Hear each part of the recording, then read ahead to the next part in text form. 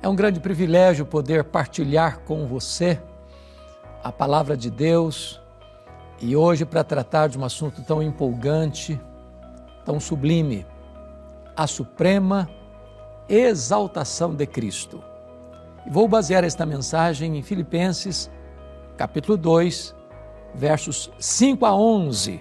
Vamos ouvir a leitura deste texto.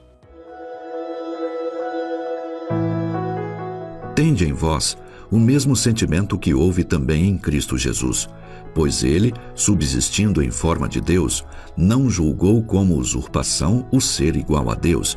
Antes, a si mesmo se esvaziou, assumindo a forma de servo, tornando-se em semelhança de homens e reconhecido em figura humana. A si mesmo se humilhou, tornando-se obediente até a morte e morte de cruz. Pelo que também Deus o exaltou sobremaneira e lhe deu o nome que está acima de todo o nome, para que ao nome de Jesus se dobre todo o joelho, nos céus, na terra e debaixo da terra, e toda língua confesse que Jesus Cristo é o Senhor, para a glória de Deus Pai. O apóstolo Paulo, o grande bandeirante do cristianismo, este arauto da fé, este desbravador do reino de Deus, depois de percorrer várias províncias do Império Romano, plantando igrejas na Galácia, na Macedônia, na Acaia, na Ásia Menor, agora está preso pela primeira vez, porque ele teve 2 prisões em Roma, está preso em Roma, de onde ele escreve esta carta aos Filipenses. Esta carta, a epístola da alegria, mesmo na prisão e sob algemas, Paulo está transbordando de uma alegria indizível e cheia de glória. E no texto em pauta, ele fala sobre a humilhação e a exaltação de Cristo, dando este exemplo magno para sanar e resolver alguns problemas de relacionamento naquela comunidade cristã. E eu gostaria então de tratar, em primeiro lugar, dos degraus da humilhação de Cristo, onde ele desce da glória às profundezas da humilhação da cruz. E o texto vai nos dizer algo muito importante. Está escrito assim no verso 6. Pois ele, subsistindo em forma de Deus, não julgou como usurpação o ser igual a Deus. Adão, sendo homem, quis ser igual a Deus. Lúcifer, sendo anjo de luz, quis ser maior do que os outros anjos e ser igual a Deus. Porém, Jesus, o Verbo eterno, pessoal, divino, autoexistente, sendo Deus, não julgou como usurpação o ser igual a Deus. Ele abriu mão da sua glória, sendo transcendente, tornou-se imanente, sendo Deus, se fez homem, sendo eterno, entrou no tempo, sendo o Rei da glória, assumiu uma forma de servo. O texto prossegue no verso 7 e diz: antes a si mesmo se esvaziou. Preste atenção que ele não foi esvaziado, ele se esvaziou. E ele é transcendente, ou seja, ele é maior do que tudo quanto ele mesmo criou, porque todas as coisas foram feitas por intermédio dele e sem ele nada do que foi feito se fez. Se o nosso universo, segundo os estudiosos, é tão vasto, é tão grande, se este universo é tão colossal, se ele tem uma extensão para nós quase incompreensível, de bilhões de anos-luz, e se este é maior do que tudo quanto ele mesmo criou, ele foi se esvaziando, se esvaziando e se esvaziando, a ponto de transformar-se num zigoto, num embrião, num feto. num bebê que nasce de uma virgem, enfaixado em panos, colocado num coxo de animal comer numa manjedoura. Ele a si mesmo se esvaziou. Mas o texto diz que ele se esvaziou e assumiu a forma de servo. Não uma forma aparente, teatral, não apenas uma misura. De fato, ele assumiu definitivamente a forma de servo. Ele não veio para ser servido, ele veio para servir. Sendo ele o mestre e o senhor, ele lavou os pés dos discípulos. Ele andou por toda parte fazendo o bem, libertando os oprimidos do diabo. Os cegos viram, os surdos ouviram, os mudos falaram, os coxos andaram, os leprosos foram purificados, os mortos ressuscitaram. As pessoas que chegavam a ele machucadas, feridas, quebradas, ele as restaurava. Ele veio para servir. Mas o texto prossegue e diz ainda que ele também tornou-se obediente até a morte, e morte de cruz. Ele não foi para aquela cruz porque cometeu o pecado, ele era inocente. Ele não foi para aquela cruz por um mero acidente histórico, no sentido de ter sido uma vítima do sistema religioso, no sentido de Roma mancomunada com o sinédrio judaico, tê-lo prendido, julgado, condenado.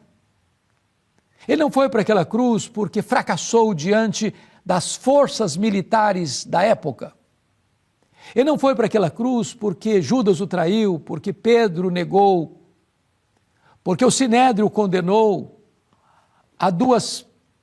por dois crimes graves, blasfêmia contra Deus e conspiração contra César. Ele não foi para aquela cruz porque Pilatos sentenciou a pena de morte, morte de cruz.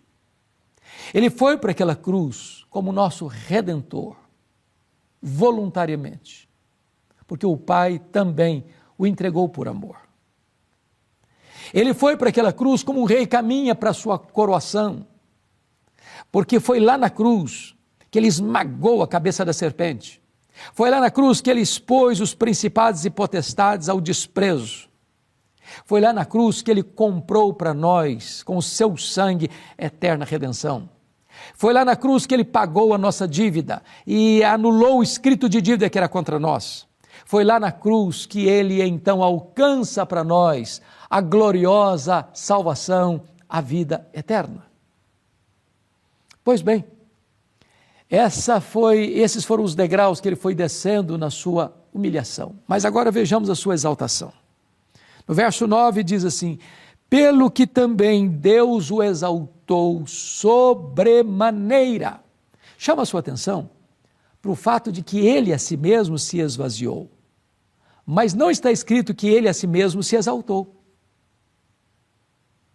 Mas está escrito, pelo que também Deus, o Pai, o exaltou.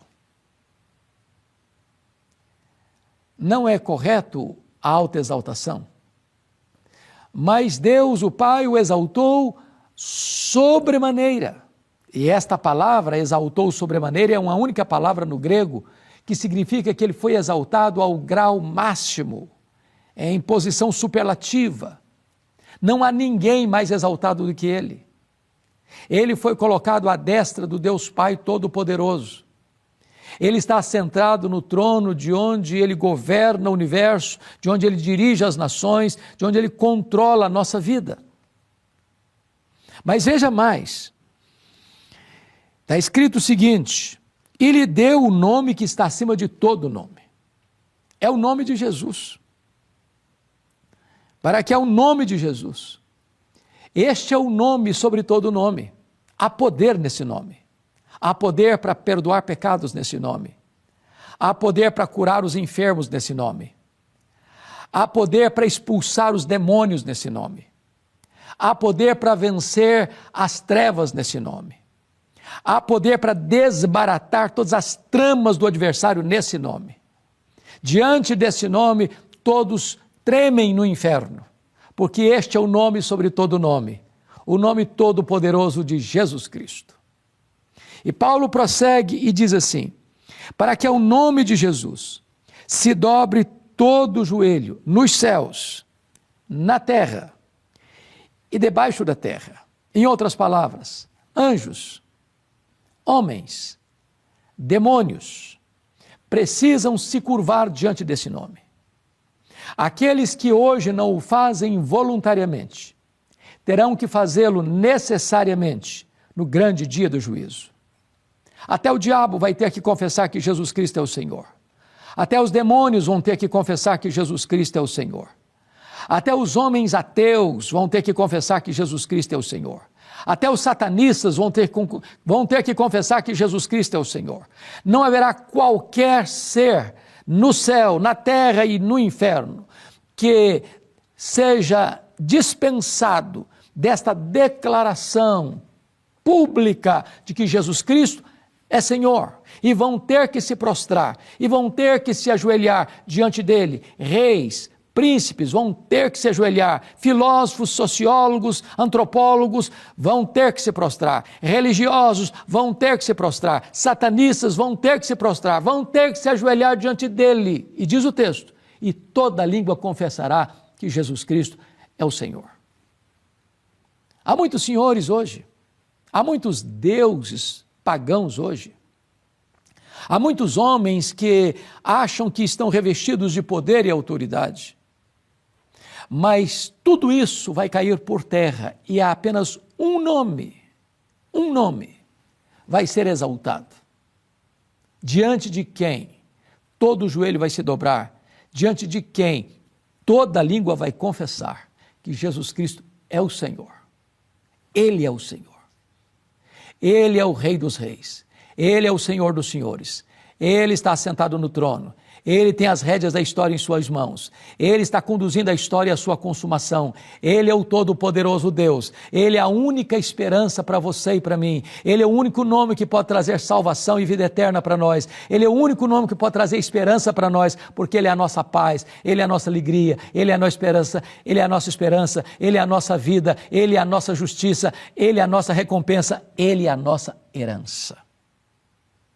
Mas Paulo conclui dizendo: e toda língua confesse que Jesus Cristo é Senhor, para a glória de Deus Pai. Jesus foi enviado pelo Pai. Jesus viveu em sintonia com o Pai. Jesus era e é o prazer do Pai. Jesus veio para fazer a vontade do Pai. Jesus concluiu a obra que o Pai lhe confiou. Jesus voltou para o céu e foi entronizado pelo Pai à sua direita em majestade. O Pai o enviará segunda vez para buscar a sua igreja e para julgar as nações. E então, ao fim, na consumação de todas as coisas, Jesus vai devolver toda a glória ao Pai. Que verdade bendita, que verdade preciosa. O mundo não está à deriva, a história não está sem rumo. Por mais estranho que possa parecer as circunstâncias à nossa volta, por mais dolorosa que seja a realidade mundial, saiba disso: o Senhor Deus não perdeu o controle da história. A história é teleológica, ela caminha para um telos, para um fim, para uma consumação. E a vitória é de Cristo e da sua igreja. Ao fim, o próprio Deus Pai receberá toda a honra, toda a glória e todo o louvor. E nós poderíamos encerrar com aquele texto sublime de Apocalipse. Eu vou fazer isso lendo para você.